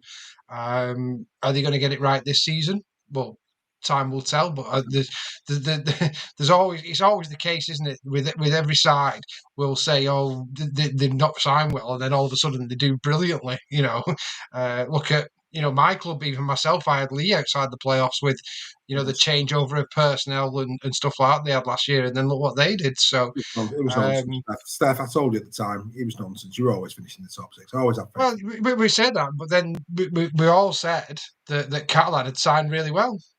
I agree with that. I mean, Catalan. This is the point I'm making. Yeah. It's regardless of what your opinion is before a ball's kicked, it can be proven wrong very, very easily, as both Lee and Catalan, at different reasons, proved. In whatever. So, but yeah, it just didn't work out. It may have been a year too long for Steve. The thing is with coaching, you're all for all the seasons he got right in his signings, this was the one season where he got it wrong and it cost him his position. Well, when he got but when he got sacked, he was in the mix, because let's not forget. I think it was round 11. I think it was. He got sacked, and at that point, the likes of Sam Burgess was in and around it. Nobody was setting the world on. There was only really KR and Wigan that were really motoring. The rest of them were pretty tightly together. And then what you've got to remember, again, talking about Catalan, and this was and I think this highlights just how disappointing a squad that on paper should have been competitive. Round 11, he gets beat 40-0 by Saints, and he gets sacked. That's what happens. They then lose 48-0 to Wigan. They lose 34-0 against FC. 3-0 on the spin. And then in round 14, they go up against KR and lose 68-6. That was the game where Ben Garcia lost his head, if you remember that. Yeah. So and that middle bit for me summed Catalan up. And would they have been beaten by those score lines with Steve still in the dugout? Question mark. I'm not saying it was the wrong decision that Steve left. I thought the way it was handled was pretty poor. I'd go as far as to say that. And I've said that from day one. And people, you're about to say that. Is it Warrington? No. Go back last season. I was disgusted with the way. I was very vocal. Yeah, you were. I were with the way that a man who had given so much to French Rugby League had been treated by the Catalan Dragons long before it was announced he was going to Warrington. So, like I say, that was pretty much Catalan's season. And I think the one shining light that come out of the season, and there wasn't many, well, there's two, actually. I thought when Deneve Ballanforth went over there, he gave him something. And, I think Deneve, of course, moved on, has gone out on loan this year from FC. And again, that could be a good move for Deneve. See a bit more Deneve, but I thought he was very, very good in that little cameo at the back end of the season at Catalan. I thought he was outstanding. And of course, Spiro Bichet, who has still got a lot to learn, far from the finished article. I think defensively, game smarts, positioning, there's things to work on with him. But in terms of a raw talent, certainly in a go forward kind of way, he's there. I think Flanagan's probably got a bit ahead of him at Huddersfield, but he's that type of player, isn't it? So in a year where there's not much to be happy about if you're a Catalan Dragons fan, I think Spiro Bichet is something you could take out of the season as a positive, lads. Yeah. Very, very, very similar to Bailey Hodgson at Lee. Showed really good glimpses of what they can do. But they've got that little mistake in them, which they're going to do. They're still coming in. Aspiro's a bit younger than Bailey, but both very young in terms of their Super League careers. But he is definitely. I mean, is he going to be Artem Morg? I don't. I think from Catalan that was massive losing Morg. Massive, and the messing about with him at 6 instead of and keeping Tompkins, and I think this is where Steve got it. That sometimes a coach can be at a club too long, and sometimes it's natural time for them to go on, and that doesn't mean they're a bad coach. Far from it. What Steve did at Catalan was unbelievable. He's a fantastic coach, but it's all good things have to come to an end, don't they? And I just think that decision, and Steve would probably, tell me how wrong I am, but I think they name Morg at 6. I'm sure they did something. His hand was forced. I mean, I know that. So basically, that was not a Steve McNamara decision to lose Arthur Morg. No, but in terms of Morg being at 6 though, and bringing Tompkins at yeah. I think that was the issue. Wasn't it? They kept bringing Tompkins kept retiring, then they kept bringing him back, and we said a couple of seasons ago it was time to give Morg his head because he's a class player. Arthur Morg, he's proved it with Hull KR. He probably turned around and thought, well, what's the point? Yeah. And Hull KR going in for it. That was the final, as it's proved. And as I said last season, Arthur Morgan, that KR team, was the final piece of their jigsaw. Yeah, no, very, very good. It was a Cantona at United moment. And of course, we'll review Catalan Dragons 2026 in January when we start to build up officially to the new season. But yeah, without doubt, Catalan Dragons very, very disappointing. But I have to say, surpassed by Warrington Wolves. Warrington last season. I mean, no, I had concerns over the pack in terms of was it big enough at the start of the season. Obviously, they lost Matty Nicholson. They, for whatever reason, didn't really utilise Roderick Ty. And when you consider Nicholson and Ty were pretty much the right edge of defence throughout 24, when they looked very solid on that edge. That didn't happen for them. I mean, look, just to clarify Warrington, I mean, look, their attack, 740 points the year before, 480, down 260 in attack. Now, we've got to remember, no Matty Ashton, George Williams was out, Duffy wasn't as good in 25 as 20. Lots of reasons for this. But look, let's just work on big numbers. 260 points down in attack. That's just well down. But more importantly, defence. From 319 conceded in 24, best in the league, to 641. That is just bonkers. Defensively, Warrington last season, all the spirit that Sam seemed to galvanise them with in 2024, it was just dog's dinner. It just defensively. I mean, again, a lot of ins and outs, and I get that in terms of structure they do. But even that being said, that is a shocking effort defensively, and they're going to have to tidy that up this year, Greg. Without a doubt, Matty Nicholson was a bigger loss than I think the club will admit. Because him, as you say, him and Ty on that right edge was superb. Defensively, they need to get back to where they were 2 years ago. What's the answer? Well, I'm not a coach for Sam Burgess to see McNamara to work out how they get back to that defensive structure that they had 2 seasons ago. An absolute disaster of a season if you're Warrington, because people were tipping them for the grand final after the season before. You know, they were a Liam Moore dodgy decision away from the grand final. Evening, Liam. And to go from Sam Burgess was a surprise package of the season before. Everybody said, can he do it? And well, yeah, he proved that he could. And then last season, injuries, they didn't recover from the embarrassment of Vegas and the whole, not just the result, but the whole going to Vegas was handled so badly by the club. It was a PR disaster. They didn't recover from Wembley. That was probably their best performance of the season at Wembley, and they came away with nothing again for 2 years on the bounce. I don't think they actually recovered from those two, from going to Vegas, the whole thing around Vegas, not just a game, and Wembley. They never seemed to be able to get back on the feet after that. And despite some bright moments, George Williams and Burgess talking about leaving the club and maybe going to Australia. There was all sorts of things. It was just a real soap opera last year, Warrington. It was like if they'd have made a fly on the wall documentary about that on Netflix, it'd have been a bestseller, because it was just such a soap opera at the club last season. And they have to come up. They have to pull away from that. They've got to pull away from the showbiz of Vegas. They've got to pull away from those negative press stories, and they've got to regroup, and they've got to go forward. Well, I mean, look, I think what epitomises that in terms, I think Warrington's season stuff could be a bit. I mean, Greg's there talked about the big losses, the Vegas one, which was a disaster.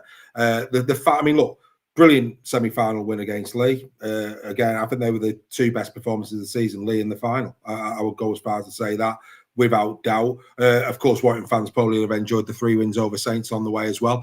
But that's it. I mean, for me, the semi against Lee, the final against KR, that other than KR fans, I think everybody felt that Warrington probably deserved to win it. Can't begrudge KR for winning it, but Warrington on the day with a better side. KR take the trophy, job done. No dramas with that. We've seen that many times before.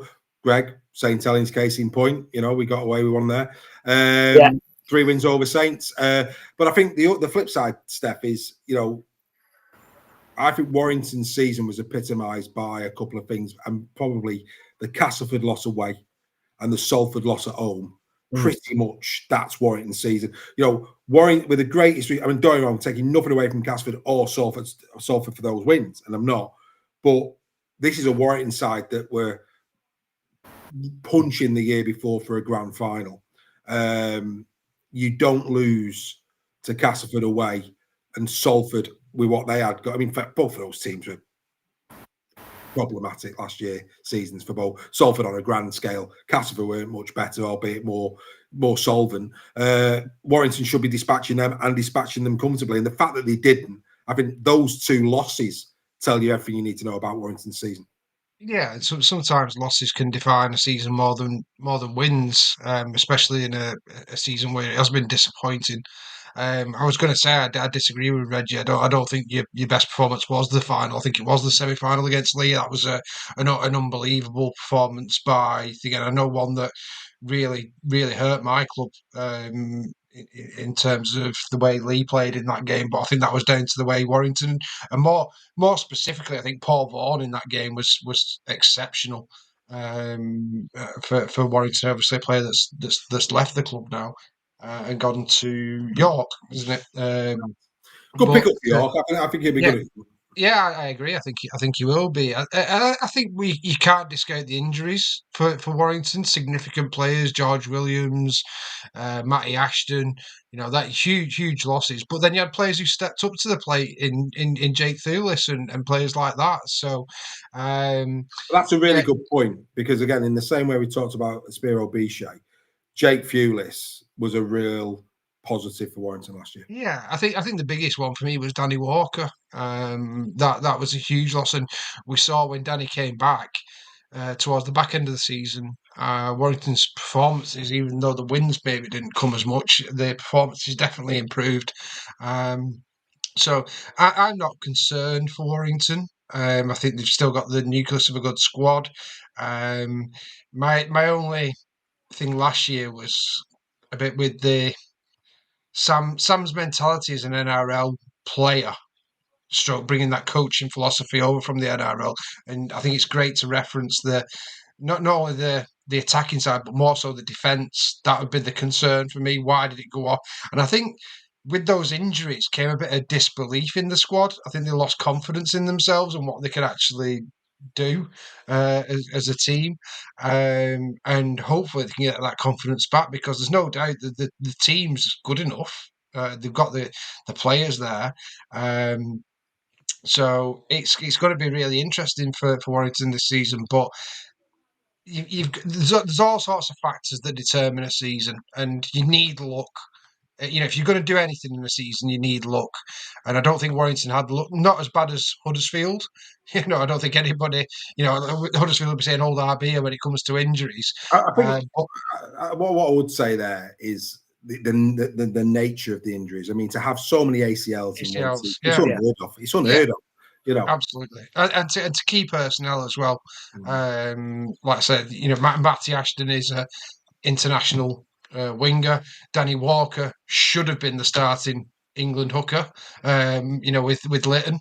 Still blows my mind that he wasn't picked in the England team, but I think those two, along with George Williams, and then also Leon Hayes, who is seen as a prodigy alongside young Ewan Irwin, who signed a 5-year deal now, who's a great prospect, Lee lad, at Warrington. So the potential is there for Wire. They just need that. And if you look at Hull KR, they had quite a good thing with their injuries, didn't they? All players that got injured. They had Jack Broadbent who could come in and fill, who's phenomenal. We said how good Jack Broadbent is. So the teams that, even when they get the injuries, if they're at the top, they've got someone who can come in like a Jack Broadbent and fill multiple positions. Whereas I don't think Warrington have that at the moment. I don't think a lot of teams have, to be fair, in that respect. But from a Warrington perspective, yes, 2025 will go down as a massive. By Warrington standards, it was poor. Not quite as poor as the year he nearly got relegated. Thank God for Toulouse. No. Thank God for Toulouse from your guys. In that. But from Warrington's perspective, yes, it was. Don't know what happened there. Let's bring him back. You were on a roll. Carry on, Steph. Yeah. So from what it was, yes, it was disappointed. Was there reasons? Of course there was. But also, even with those reasons, Warrington should have done better than what they did. And this is the challenge for Sam now in 2026 with the new players that have come in, but also, more importantly for me, the players that are coming back with a full pre-season under the belt. It's going to be very interesting. And what you're absolutely right to say is in 2024, they were, like my club, Lee, one game away from the grand final. So it's not all doom and gloom. The squad's there, and we should be able to see a decent Warrington side again in 2026. Well, I mean, interesting times. It's interesting times. And I think, what I would say about Warrington is, in a year that in Super League, it was an absolute dog's dinner. Underneath that was exceptional. The reserve level, the academy level, what's coming through. And Greg this week announced that Ewan Irwin has signed a 5-year contract to remain. Ewan Irwin, the amount of NRL clubs that have been in for Ewan Irwin at 16 years of age. Andrew Johns has gone out and said he's seldom seen a better talent at 16. This kid has got the world at his feet. Of course, still a lot of maturing to do. But if you've actually watched this kid play, his reading of the game at 16, his skill set at 16 is extraordinary. I mean, he's almost, don't want to put too much pressure on the lad, but he could be the player of his generation. He's being coveted that much. And for Warrington to have fended off, and people will say, oh, well, they've signed him up to get money. Ewing's 16. He's got the world's at his feet. He might go to the NRL at some point, but I think this was an astute bit of business from Warrington. And I'm fearful for Leon. I have to say that I'm fearful for Leon because Leon last year gets 7. If he stays injury free, he gets his run. You've got Sneed and Williams who probably start 7-6. They're going to have to start bringing Ewan Irwin through. They're going to have to. And, both Leon and then there's players underneath that as well that are coming through at halfback. Don't be surprised if you see Leon Hayes go out on loan. And that might surprise a lot of Warrington fans, but I think Leon Hayes, there's a real chance he goes out on loan this season. Maybe. I'm not so sure about that. We've also got Ollie Leyland still at the club as well. We tend to have forgot about Ollie Leyland. Benny Hartle, mate. I'll tell you now, mate. I don't want to stop you in your tracks there, but some people in the chat are talking about Sam Powell. This is a season that Ben Hartle, they've allowed Oliver Morgan to go to Gould.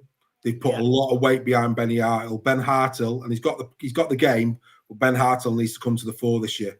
Yeah, he's one of the players that I want to see come through. Going back to Leon Hayes, I really, really hope not, because Leon Hayes has got a lot of talent. He's a really, really talented player, Leon Hayes. I think Mark Sneed was very, very disappointing in some of his performances last year. His defence was absolutely awful. With Leon Hayes, you've got to remember, Ewan Irwin, he's only 16 and he's not going to get a lot of chances in the first team despite signing that 5-year contract. His time will probably come in a couple of years' time. So between then and now, I think Leon Hayes will get a chance to establish himself.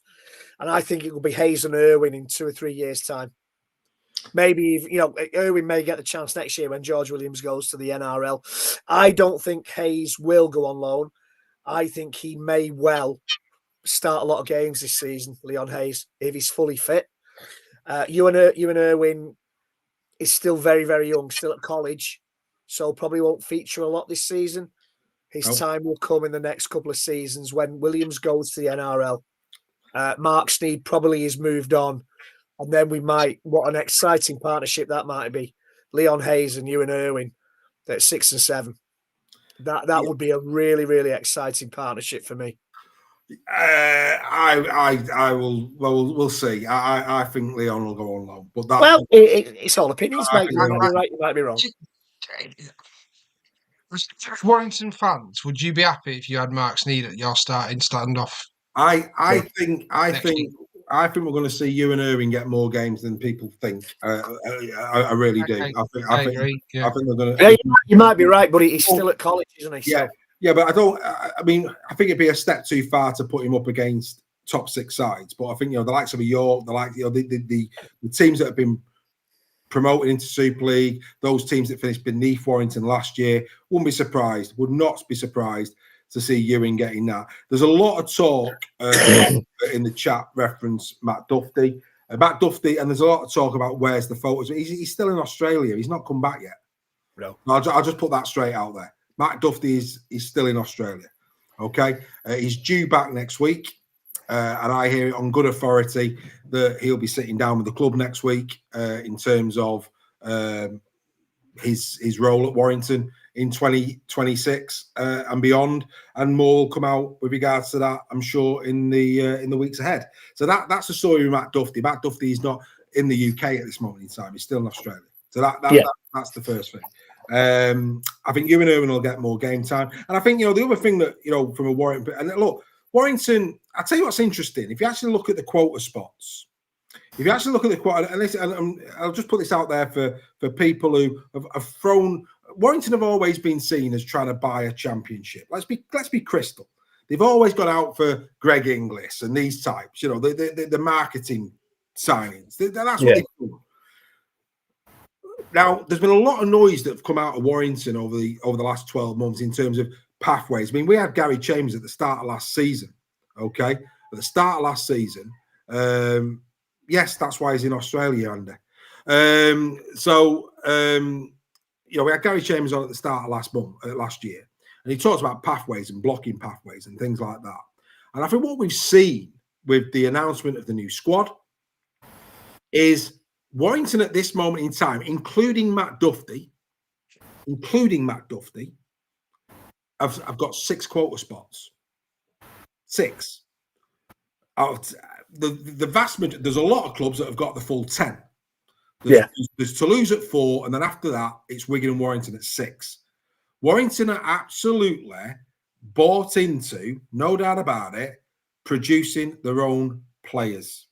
And they're producing them at a level that we've never seen at Warrington. We've never seen a structure like this. In my lifetime, I can't ever remember a structure like Warrington have got and actually bringing through quality players and players that the NRL are trying to buy under the noses of the club. And we also know, because we made it clear last year, that there's also Super League clubs without academies that are trying to buy and cherry pick Warrington's players. And Warrington are having to fend them off as well. So that tells you everything you need to know about the underbelly of Warrington, the academy structure. And I think what we're seeing with the squad this year, you look down the list of who's, I mean, Tommy Rhodes, there's a name that surprised many at 33. You talk about Leon Hayes, you talk about Ewan Irwin, you've got Tommy Rhodes coming behind that. No shirt number for James Duffy, which surprised me. Yeah, did me as well when he came in. So, like I say, there's a lot in a year that was diabolical for Warrington. what is really encouraging is if you're going to come out as a club and put so much time and investment into developing your own, you've got to put your money where your mouth is. And what's really good to see at the moment where Warrington are concerned is that they're doing that. And whether it works or whether it doesn't work, that we will find out. But what's encouraging is that they're putting the money where their mouth is. They're bringing through their own players. And I think there's a lot to be celebrated with regards to that. It's going to be, again, in the same way that we said, Saints, York, Warrington's fascinating going into 2026. Very fascinating going into 2026. But going back to Steph's question, would I be disappointed if Sneed is starting halfback for Warrington? Yeah, I would. I would be disappointed. It explains a lot of your defensive, where Dave mentioned the defensive changes and the points conceded. If you go and analyse, I might be being unfair here, but I would hazard a guess a lot of them went through Mark Sneed's channel last year. Yeah. I think, to be fair, Steph, I think both edges were found wanting as well. It wasn't one person thing by any means, and I'm not. Mark Sneed, when he initially signed for what, again in the game, the semi-final against Lee was great. Yeah. And in the final actually, he had a really good game as well. And it was looking like that could have been a genius move, but I think towards the end of the season, I think Sneed's frailties were catching up on him, especially in that. I think the way Warrington were suffering with injuries as well just exposed his defense. Where other people had covered his defensive frailties before, it just blew them up. And Sneed, by his own admission, will admit he's not the best defender in Super League. And he's not. And he was like that. At Salford, he wasn't the best defender, but his inside and outside player helped him a lot. And I think he lost that help towards the end at Warrington of last season. And it just exposed it even more. Well, and look, and again, they've got a Parati in there who I'm led to believe he's performing very, very well. It'd be interesting to see him. And don't be surprised. Again, you talk about squad numbers at Warrington, and we'll get into all this, but Ewan Smith, he's coming through as well. He'll probably make a way through this season. Yeah. There's a lot of players in there that Warrington have got. Josh Smith, who's they brought over from there, he's another one that they're saying he's doing well. So it's going to be interesting. It's going to be fascinating to see. But yeah, it was a shocker of a 2025. Warrington need to be better. And I'll tell you now, and I'll tell you right now, if you're a Warrington Wolves fan, forget what's on the pitch and all what's coming through. One of the shrewdest signings of the season is Steve McNamara. No doubt about it. 100%. No doubt about it. He will do Sam a world of good because, in terms of Sam, he's still in his infancy of coaching. To have somebody like Steve in his backroom staff who will be a mentor as well as an assistant, there's no doubt about it. There's total mutual respect there between Sam and Steve McNamara. That, for me, is going to that's a huge one. Not just for the here and now, but probably for the long term for Warrington, that they managed to bring Steve McNamara in. So very, very interesting indeed. But like I say, lots to be hopeful for if you're a Warrington fan. And like I say, I think more decisions are going to be made in the next couple of weeks. A lot of talk over Tanguy Noah. That would be a great signing. All I will say is that there is no smoke without fire. It ain't done. Yeah. But there is no smoke. Are Warrington interested in Tanguy Noah? 100%. 100%. Whether they signed it 4 years ago when Wakey went down, absolutely, and they should have got Jai Whitbread. And all credit to KR. For me, when they went down, the prize assets of Wakefield Trinity, the Piranhas and the Sharks were circling. They were the two prize assets: Jai Whitbread and Kalepi Tanguy Noah, and KR got him, and they have played a significant part in the rise of KR. Even though Tanguy Noah fell by the wayside last season, Jai Whitbread's been a sensational signing for KR. Quality player. So, all interesting indeed. So there you go. That's another edition of Super League Raw Weekly. If you're not a member, become a member. Just to reiterate, I've got to reiterate it because it's for young Alpha. Please, ladies and gentlemen, after the show, if you're a member, if you're not a member, if you live in and around Warrington, you have got the opportunity to do something very, very special on the 18th of February 2026. Young Alfie is living with Duchenne muscular dystrophy. He's a very brave little boy. We are doing our utmost to give Alfie as many of his bucket lists as possible. We've raised a lot of money for him this year. We want to raise a little bit more for him and his family going forward. All proceeds from this night will go to the Sales family. So not only are you going to have the opportunity to rub shoulders with Danny Walker, Steve McNamara, a Lee Leopards player or two, a St. Helens player, maybe even a Huddersfield Giants player. All right, so there's more announcements on the way. We've got those coming. But this is going to be a great celebration of rugby league. We're going to interview the guys. We're going to get their take. The season will have already started. It's going to be a cracking night. The little man himself is going to be there with his family. It's going to be a wonderful, wonderful occasion. I do not apologise for going big on this. We need your help and your support. Let's get as many people as possible into the Bluebell on the 18th of February 2026. It's half term. Kids can come as well. £12.50 a ticket. You get your supper. You get to meet the players. You get to us to do what we do here at Super League Raw. And like I say, you get to see a young man with a big smile on his face. And if you've never met this lad, trust me, he will make an impression on you for the rest of your life. He is an absolute little superstar. So please, please, please, ladies and gentlemen, really from my heart, please come and support this. It would mean the world to us, but more importantly, it would mean the world to Alfie and his family. So please do that. Don't forget, if you remember, the tickets for the Challenge Cup, Club Wembley, 35 quid to go to Club Wembley with Super League Raw. Get your tickets now. Great Christmas present. And I'm allowing you to bring a couple of mates with you as well. Go and get those ones. More announcements are on the way with regards to Magic Weekend and the grand final. Super League Raw just keeps getting bigger and better. And like I say, a brand new schedule for next year. More on that as we go through the winter months. But on behalf of Steph, on behalf of Greg, and on behalf of me, I'm going to leave it on that screen. Ladies and gentlemen, please come to the Bluebell on the 12th, on the 18th of February. From all of us to you, we'll be back next week. Bye for now. See you soon.